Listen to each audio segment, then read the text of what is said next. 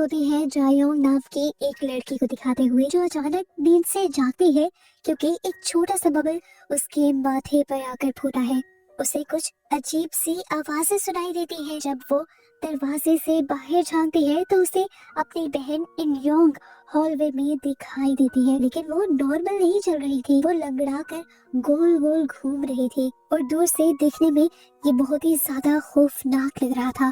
तब जायोंग डर गई क्योंकि उसे लगा ये कोई शैतान है या कोई दूसरी एंटिटी, लेकिन ये जानकर भी उसे आराम नहीं मिला कि ये उसकी बहन थी, क्योंकि खौफनाक तरीके से उसकी बहन ने ही उसके ऊपर हमला कर दिया था। वो उसके ऊपर बैठकर उसका गला घोटने लग जाती है और अजीब डरावनी हंसी हंसने लगती है। वो तड़पती है और एक झटके से उसकी नींद खुल जाती है और तब जाकर उसे रियलाइज होता है कि ये बस उसका एक बुरा ख्वाब था। हम देखते हैं कि यहाँ पर उसकी स्टेप सिस्टर उसे रिलैक्स करने की कोशिश कर रही थी। जल्द ही हमें ये भी पता चल जाता है कि जायोंग एक सुपर नेचुरल क्लब का हिस्सा है। वो अपने दोस्तों के साथ एक वीडियो कॉल पर बात करती है, जिसका लीडर जीहो नाम का एक लड़का है। जीहो एक यूट्यूब कॉन्टेस्ट को लेकर बहुत ही ज्यादा एक्साइटेड है, जिसमें जीतने वाले को $50,000 मिलने वाले हैं। वो प्लान बनाते हैं कि वो लोग एक फेक हॉरर डॉक्यूमेंट्री बनाएंगे, जिसमें वो एक खतरनाक रिचुअल यानी किसी एंटिटी को बुलाने का नाटक करेंगे, जिसके लिए ये लोग एक सुनसान बिल्डिंग में जाने का फैसला करते हैं। और इस बिल्डिंग के बारे में पहले से ही बहुत सी कहानियां ये भी मशहूर है कि इस बिल्डिंग में जो कोई भी जाता है वो गायब हो जाता है। बाकी दोस्त थोड़े डाउट में थे कि उन्हें ये करना भी चाहिए या नहीं, लेकिन पैसे के चक्कर में सभी मान जाते हैं। जायोंग अपनी स्टेप सिस्टर को भी इनवाइट करती है। वो थोड़ी देर पोक है, लेकिन फिर भी जायोंग की वजह से मान जाती है और इस तरह इनके ग्रुप के लोग पूरे हो जाते हैं। वो लोग लोकेशन पर पहुंच जाते हैं, जो एक पुरानी बिल्डिंग की बेसमेंट है और बहुत ही डरावनी है ये जगह। कमरे के बिल्कुल दरमियान में काले और गंदे पानी का एक बहुत बड़ा सा टैंक रखा हुआ है। जीहो इस गंदे टैंक की हिस्ट्री बताता है कि पुराने जमाने में यहाँ पर पानी प्रोसेस किया जाता था और माना जाता है कि यहाँ पर बहुत सी सोल्स कैद हैं, जो इस प्रिजर्वर में खींची चली गई थी। वो कहता है कि पानी गहरा नहीं है, लेकिन उन सोल्स की वजह से देखने पर ये पानी बॉटमलेस लगता है। वीडियो तो इन्हें फेक ही बनानी थी, लेकिन लोगों को तो नहीं बताना था। वीडियो को जरा ओरिजिनल बनाने के लिए जीहो सबको कहता है कि वो कागज पर कुछ ऐसे क्वेश्चंस लिखेंगे जो वो सोल्स से पूछना चाहते हैं। सब उसकी बात मान जाते हैं, लेकिन यहाँ पर जायोंग के दिमाग में कुछ और ही चल रहा था। वो सब लोगों से कहती है, क्यों ना फेक वीडियो बनाने से पहले हम सच में एक मर्तबा रिचुअल ही ट्राई करें। देखो सच सच ही होता है। अगर सच पे हमारे कैमरास में कुछ कैप्चर हो गया तो कॉन्टेस्ट हर हाल में हम ही जीत जाएंगे। अगर रिचुअल नाकाम हो गया तो भी कोई मसला नहीं है। हम पहले वाले आइडिया पर काम करते हुए सारी फेक वीडियो बना लेंगे। जीहो मान जाता है। जायोंग रिचुअल की तैयारी शुरू करती है। अब इन्हें एक वो इंसान भी चाहिए था जो वेसल बनता, यानी जिसकी बॉडी के अंदर सोल आकर इन लोगों से कांटेक्ट कर पाती। जायोंग की सिस्टर ही वॉलंटियर करती है और वेसल बनने का फैसला करती है। अपनी बहन को वॉलंटियर करता हुआ देखकर जायोंग को उसके ऊपर बहुत प्यार आया था और वो यहाँ पर उसे एक चेन गिफ्ट करती है पाँव में पहनने के लिए। सियोवो यानी उसकी बहन खुश होकर उसे गले लगा लेती है, क्योंकि जायोंग ने पहली मर्तबा उसे कोई गिफ्ट दिया था। अब रिचुअल शुरू होता है। ये लोग यहाँ पर एक बहुत बड़ा सा स्टार बनाकर स्टार के एक एक कॉर्नर में बैठ जाते हैं और सियोवो दरमियान में उस काले पानी के अंदर जाकर खड़ी हो जाती है। उसके चेहरे को जायोंग एक पेपर बैग से अच्छी तरह ढक देती है, जिसके बाद ये सब लोग इसी गंदे टैंक में से एक एक बोल पानी लेते हैं और अपने पास रख लेते हैं। इस रिचुअल के रूल्स बहुत ही ज्यादा सख्त है। इस रिचुअल को खत्म करने के लिए जिस सोल को इन्होंने रिचुअल के अंदर बुलाया होगा उससे इन्हें बुलवाना होगा, प्लीज लीव। और उसके बाद ही सीवो के चेहरे से वो बैग हटाना होगा जो इस टाइम उसके चेहरे पर था, और इस दौरान कोई भी रिचुअल वाले स्टार से बाहर नहीं निकल सकता। पहले पहले तो ऐसा कुछ भी नहीं होता, सब बोर होने लग जाते हैं और इन्हें ये भी लगने लगता है कि रिचुअल फेल हो गया है।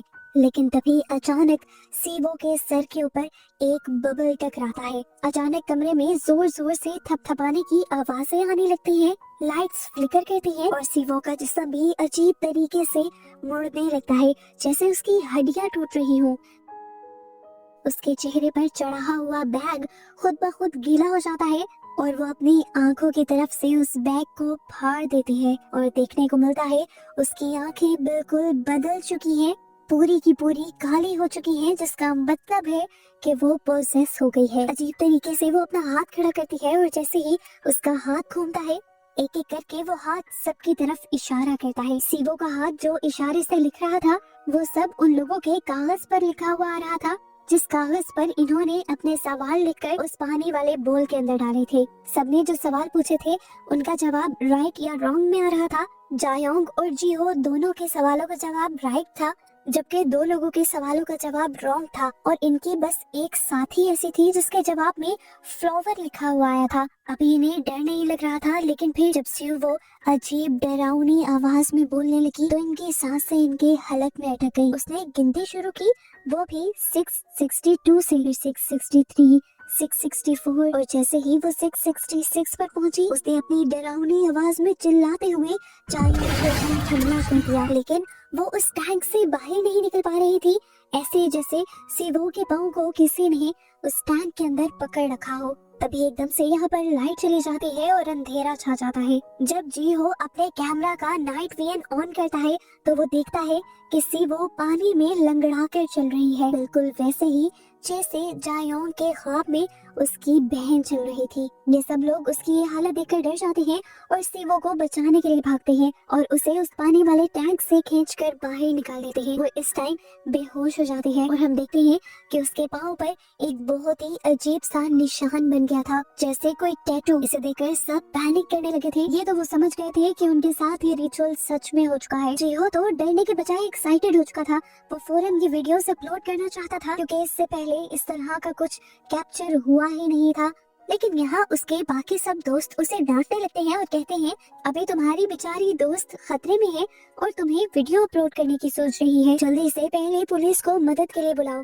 लेकिन जैसे ही वो मदद के लिए कॉल करने लगता है तो एकदम से सिग्नल्स चले जाते हैं। इस चीज से ये लोग और भी ज्यादा डर जाते हैं और यहाँ से भागने की कोशिश करते हैं, लेकिन दरवाजा लॉक हो चुका है। कि लोग बेसबॉल बैट से और कई तरीकों से दरवाजा तोड़ने की कोशिश करते हैं पर दरवाजा हिलता भी नहीं। डर और भी ज्यादा बढ़ जाता है जब यहाँ पर एक और लड़की के अंदर एक और एंटिटी आ जाती है।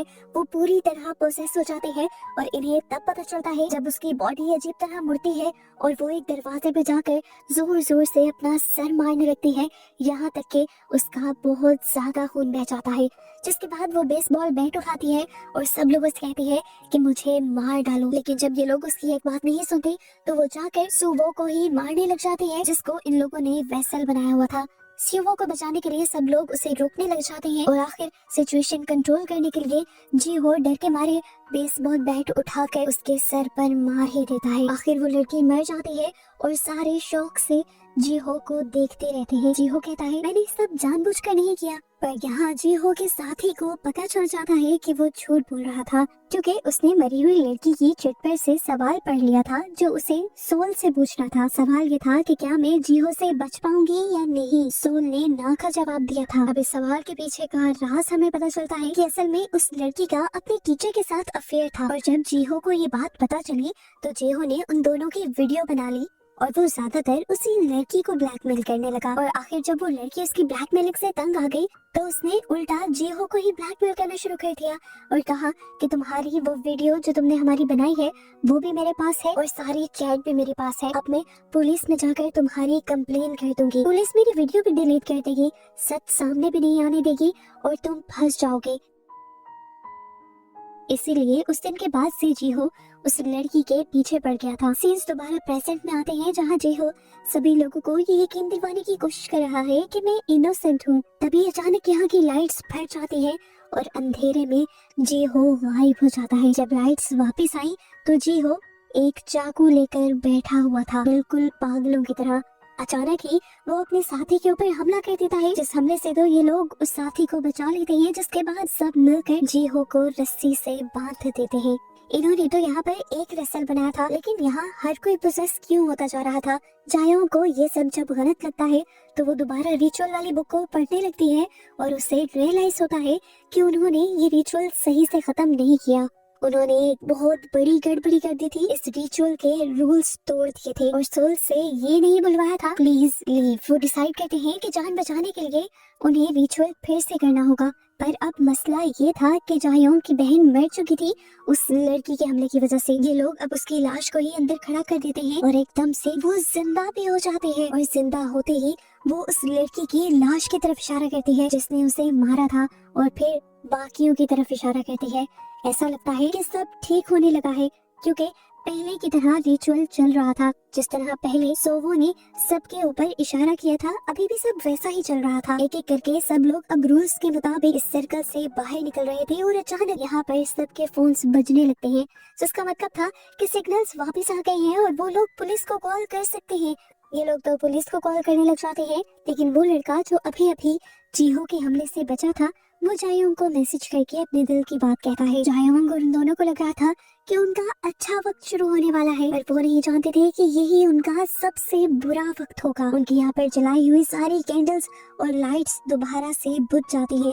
लाइट जब वापस आई तो दिखाया गया कि जीहो अपनी रस्सियां खोल चुका है। वो पोजेस हुए अंदाज में आगे बढ़ता है और किसी ट्रांस में चाकू लेते हुए अपना गला काट लेता है। यहाँ पर हमें पता चलता है कि ये लोग जो जो अपना सवाल पूछ रहे थे उसके पूरा होते ही ये लोग मरते जा रहे थे। हमें पता चला कि जीहो ने सवाल पूछा था कि क्या उसकी वीडियो के ऊपर 1 मिलियन व्यूज आ जाएंगे। जीहो के साथी ने जब फोन चेक किया तो उन्हें पता चला कि 1 मिलियन व्यूज आ चुके थे, वीडियो वायरल हो चुकी थी और प्रोफेसी सच होने के बाद जीहो इसीलिए मर गया था। अब तो डर इनको पागल कर देता है। ये लोग सोचते हैं इन्होंने रिचुअल किया है क्यों। जैसे जैसे वो प्रोफेसी सच होगी ये लोग मरते जाएंगे। वो लड़की जिसको अपने सवाल के जवाब में फ्लावर लिखा हुआ मिला था वो जल्दी से दरवाजे की तरफ भागती है और मदद के लिए चिल्लाती है और यहाँ देखने को मिलता है कि कोई ना दिखने वाली ताकत उसका गला घोंटने लग जाती है। गला दबाने के बाद वही एंटिटी उसे हवा में उठाकर पानी में फेंक देती है। बाकी लोग उसे बचाने की कोशिश करते हैं लेकिन एंटिटी ने अभी भी उसके सर को पानी में डुबा कर रखा हुआ था। ये लोग उसका सर बाहर नहीं निकाल पाते और उसे बचा नहीं पाते। देखने को मिला कि उसकी चिट के ऊपर फ्लावर के साथ फ्यूनरल लिखा हुआ आ गया था, यानी फ्यूनरल फ्लावर की बात हो रही थी। यहाँ पर वो फूल जो मौत पर रखे जाते थे। प्रोफेसर ये थी कि यहाँ पर इस लड़की की मौत हो जाएगी।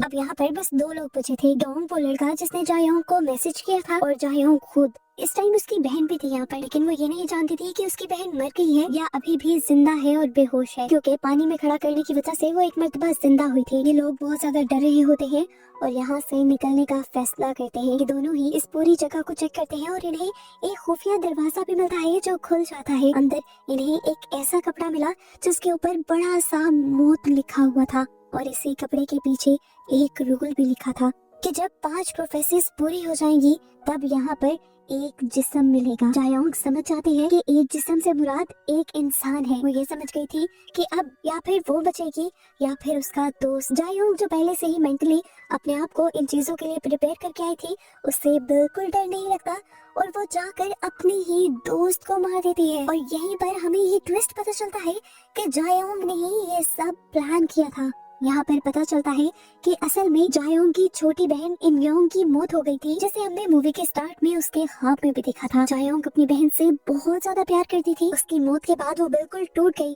और उसके डैड ने भी उसका ख्याल नहीं किया, वो भी दूसरी शादी कराई। और यहाँ पर उसे अपनी एक स्टेप सिस्टर मिली, लेकिन उसने अपनी स्टेप सिस्टर से कभी प्यार नहीं किया था।